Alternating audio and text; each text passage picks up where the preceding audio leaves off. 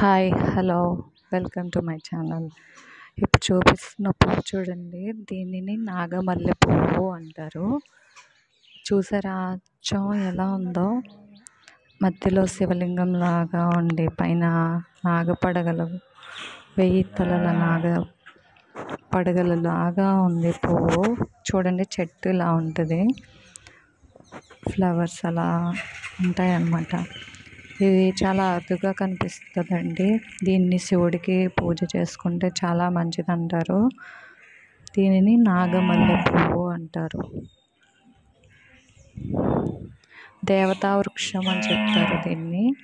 చూసారా చెట్టు ఎలా ఉందో, కొమ్మలన్నీ కిందకి ఇలా ఉన్నాయి. ఫ్లవర్స్ ఉన్న వాటి మాత్రం ఫ్లవర్స్ చూసారా అలా గుత్తులు గుత్తులుగా పూస్తాయి.